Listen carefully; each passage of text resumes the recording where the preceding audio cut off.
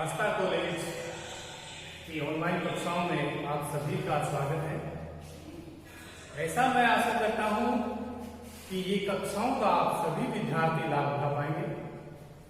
ये जो कक्षाएं हैं BA part second year sociology वाले विद्यार्थियों के लिए, जैसे कि हम पढ़ेंगे इसमें आपके जो सिलेबस के अकॉर्डिंग है आपके दो पेपर चलते हैं। एक पेपर चलता है सामाजिक विचार, सामाजिक विचार। दूसरा यानी कि दूसरे पेपर का नाम है सामाजिक मानव शास्त्र।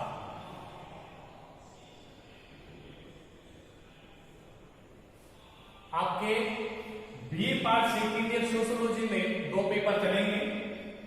पहला पेपर जो होगा वो सामाजिक विचारों से संबंधित होगा। दूसरा पेपर होगा वो सामाजिक मानव शास्त्र से संबंधित होगा। ठीक है, तो कितने पेपर हो गए? दो पेपर। सबसे पहले जो मैं चर्चा करने जा रहा हूं सामाजिक विचारों, यानी कि हम सामाजिक विचारों के बारे में पढ़ेंगे। जैसे कि आपके सिलेबस के अकॉर्डिंग, जो आपके सिलेबस में निर्धारित किया हुआ है कि हमको कौन कौन से विचार पढ़ने हैं, वो आपको बता देता हूं। एक विचार पढ़ेंगे हम एमाइल दुर्खिम। ठीक है, इसके बारे में एमाइल दुर्खिम। दूसरा हम पढ़ेंगे कार्ल मार्क्स के बारे में। ठीक है, तीसरा हम पढ़ेंगे मैक्स वेबर के बारे में, मैक्स वेबर। चौथा पढ़ेंगे हम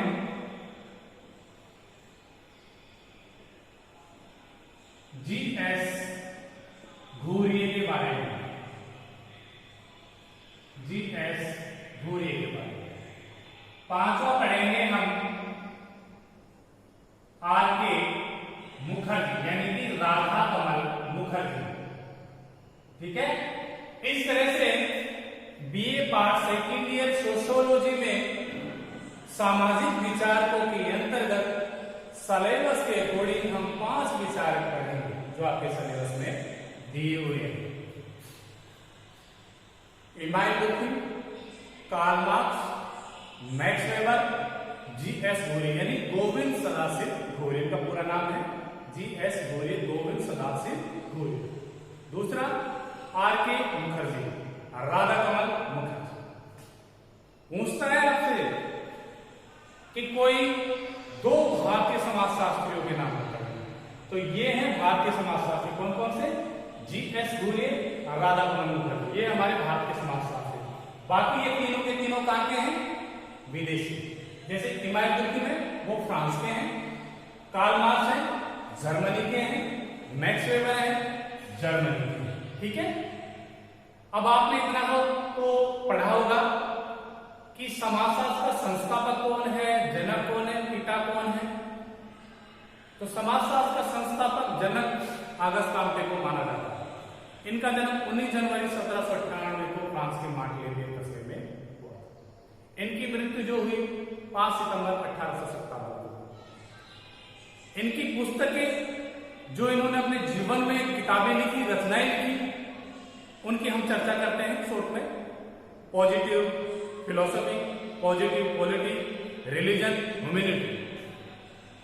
और पॉजिटिव फिलॉसफी में ही इन्होंने समाजशास्त्र विषय नाम गढ़ा था समाजशास्त्र का। यानी कि अगस्त काम्टे ने 22 दिसंबर, कितने? 22 दिसंबर सन 1838 को पुस्तक पॉजिटिव फिलोसॉफी, किसमें? पॉजिटिव फिलॉसफी में इन्होंने एक नए विषय को नाम दिया जिसे हम समाजशास्त्र विषय के रूप में पढ़ते हैं। यानी कि कहा जाए समाजशास्त्र का नाम ऑगस्ट काम्टे के द्वारा दिया गया। एक बात और इसमें कि इस विषय का नाम पहले सामाजिक भौतिकी भी था। क्या था? सामाजिक भौतिकी। ये सामाजिक भौतिकी शब्द किसने दिया? इसके दो यानी कि दो विद्वान थे जिन्होंने सम्मिलित रूप से सामाजिक भौतिकी शब्द दिया। एक का नाम सेंट साइमन। क्या था? Saint Simon. दूसरे का नाम शिव ऑगस्ट काम्टे हो गए। ऑगस्ट काम्टे, ठीक है। क्या था?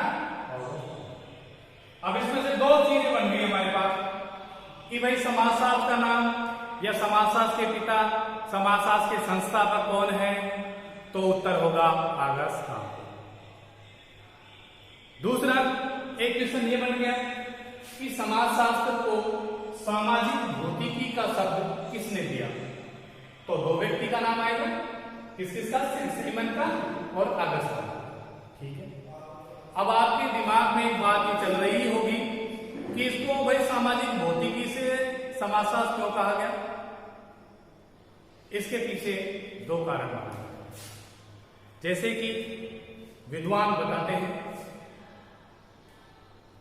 ऐसा माना जाता है कि जो सेंट साइमन था इसका मित्र और गुरु दोनों ही, दोनों साथ साथ लेख लिखते, निबंध लिखते, यानी कि दोनों में अटूट मित्रता थी और दोनों में ही गुरु शिष्य के संबंध। यानी कि जो सेंट साइमन था वो ऑगस्ट काम्टे का गुरु और मित्र दोनों ही।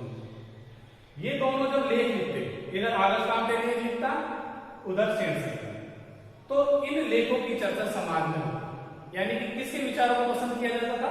ऑगस्ट काम्टे के विचारों को पसंद किया जाता था। तो इसी बात को लेकर ये व्यक्ति, कौन व्यक्ति? सेंट साइमन, ये इनसे ईर्ष्या करता था। किनसे? ऑगस्ट काम्टे से, ठीक है। ये बात जब ऑगस्ट काम्टे को पता लगा तो मनमुटाव दोनों में पैदा हो गया। आप जानते हो जब मन में शंका चले, मुटाव पैदा हो, तो संबंध चाहे कितने भी अच्छे हों वो सब टूट जाते हैं। तो यही बात इन दोनों के बीच सिद्ध हुई, दोनों की मित्रता टूटी, संबंध टूटे।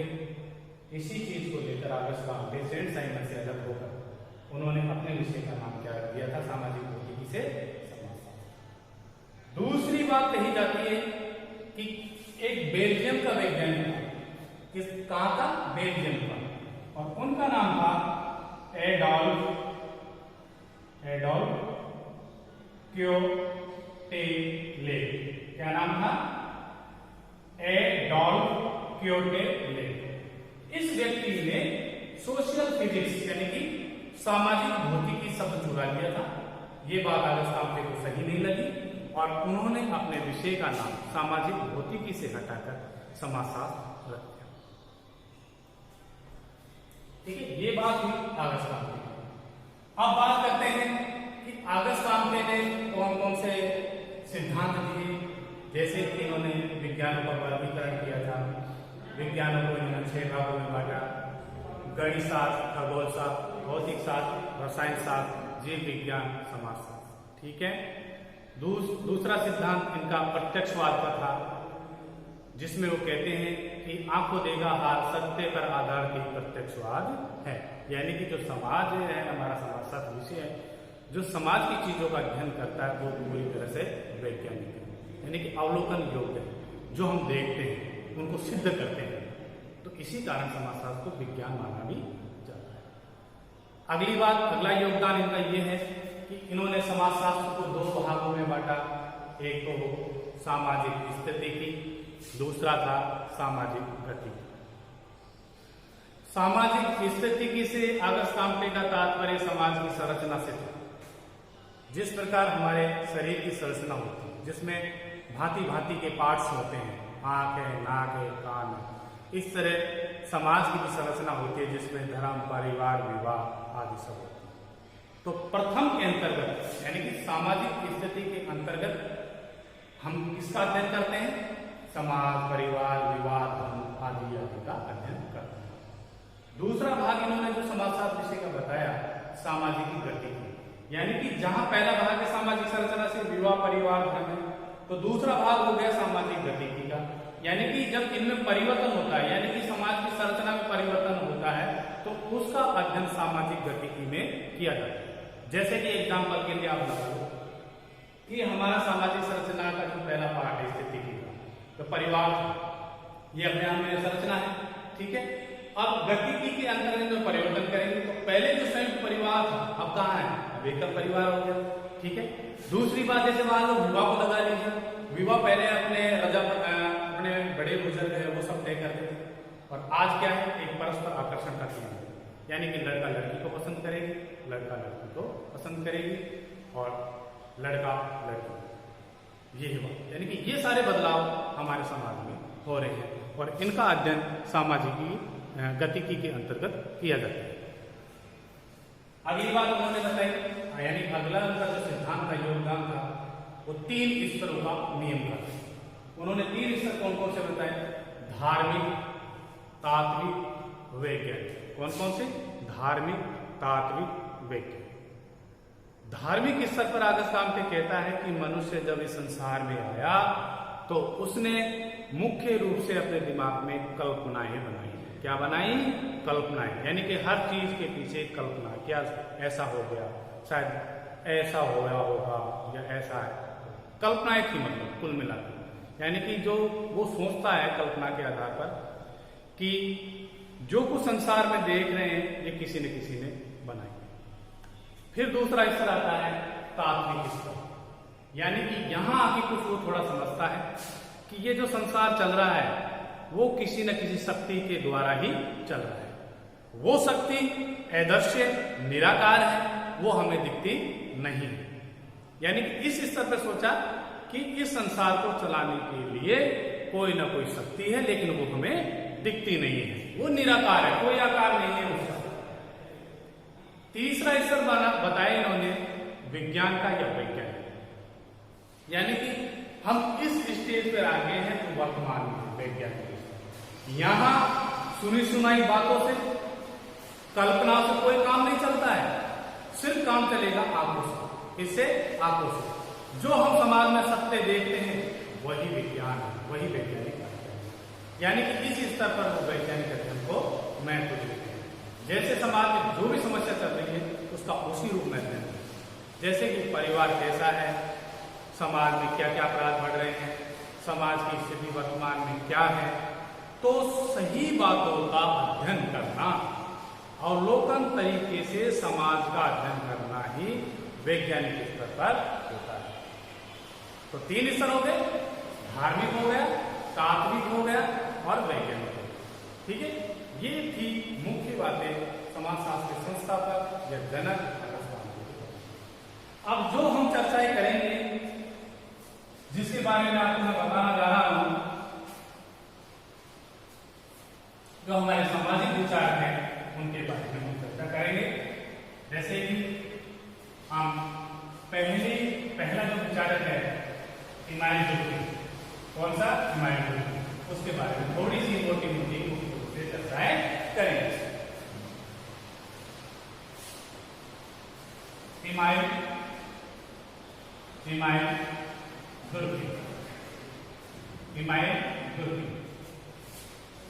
इनका जन्म 15 अप्रैल 1858 फ्रांस में हुआ। मृत्यु 15 नवंबर 1917 को हुई। तो पहला क्या पढ़ रहे हैं हम, इमानुएल कांट। इनका जन्म कब हुआ, 15 अप्रैल 1858 को फ्रांस में हुआ, मृत्यु 15 नवंबर 1917 को, ठीक है। फिर इन्होंने अपने जीवन में जो पुस्तकें लिखी, जो रचनाएं लिखी, वो इस प्रकार है। रचना किसकी रचना है, दुर्खिम की रचना।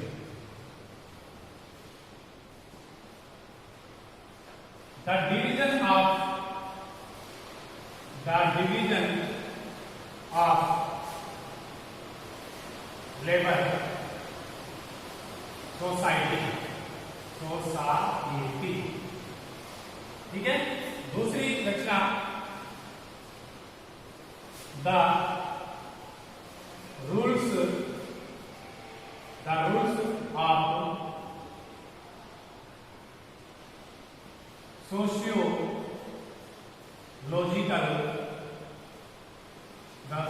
Of sociological method. ठीक है। तीसरी रचना द सुसाइड, जिसको आत्महत्या कहते हैं। ठीक है। चौथी रचना मोरल एजुकेशन। पांचवी रचना सोशियोलॉजी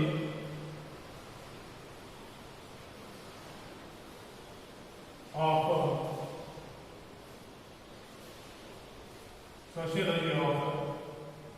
फिलोसॉफी। जी दुर्किन ने अपने जीवन में मुख्य रूप से ये रचनाएं लिखी। The division of labour society, the rules of sociological method, the suicide, moral education, sociology of philosophy. ये इनकी रचना। इमाम मस्जिद के जो सिद्धांत जो हम पढ़ेंगे, जो हमारे सिलेबस में है, वो इस प्रकार है। इनका योगदान कहो, सिद्धांत कहो, इनके बारे में हम चर्चा करेंगे। जो इस प्रकार है सिद्धांत कहो या योगदान कहो। ठीक है। तो पहला इनका सिद्धांत है सामूहिक चेतना। ठीक है। दूसरा है सामूहिक प्रतिनिधान।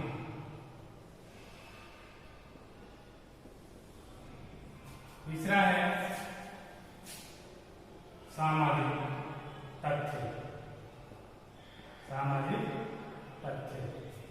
चौथा है श्रम विभाजन। पांचवा है आत्महत्या। ठीक है। छठा है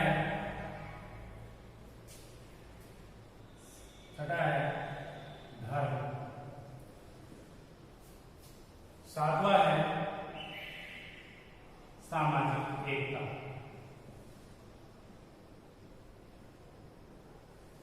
ठीक है। तो इमाम दुर्किन के जो सिद्धांत योगदान जो हम पढ़ेंगे, उन पर चर्चा करेंगे।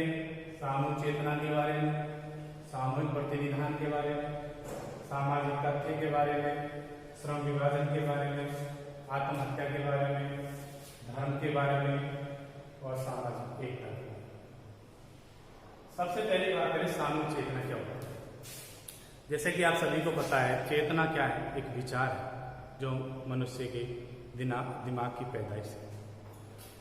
तो यहाँ जो इनका सामूहिक चेतना से तात्पर्य है कि पूरे समाज के लोगों के समान विचारों को, यानी कि समाज के संपूर्ण लोगों के विचारों को सामूहिक चेतना का नाम दिया जाता है, सामूहिक चेतना कहा जाता है। यानी कि अर्थात कहें कि सामूहिक चेतना से तात्पर्य है संपूर्ण समाज के लोगों के विचार, जिसपे वो सेटिस्फाइड होते हैं, एक मत होते हैं। जैसे कि हम बड़ों का आदर कैसे करते हैं, हमारे त्योहार कैसे मनाते हैं, कानून का पालन हम कैसे करते हैं। तो ये संपूर्ण विचार जो क्या है, जो इनकी नजर में सामूहिक चेतना। दूसरे हैं सामूहिक प्रतिनिधान, यानी कि ये सामूहिक चेतना की पैदाइश से सामूहिक प्रतिनिधान। अब इसको कैसे क्या बोलेंगे? दुर्किन कहता है कि समाज जिन व्यवहारों को मान्यता प्रदान कर देता है, वही सामूहिक प्रतिनिधान बन जाता है। जैसे कि तिरंगा झंडा है, सम्मान के, ठीक है, बाइबल है, कुरान है, गीता है, परिवार के जो मूल कर्तव्य है, नैतिकता है, उन सभी बातों को समाज के सदस्य मानते हैं। अब आ जाते हैं सामाजिक तथ्य के बारे में।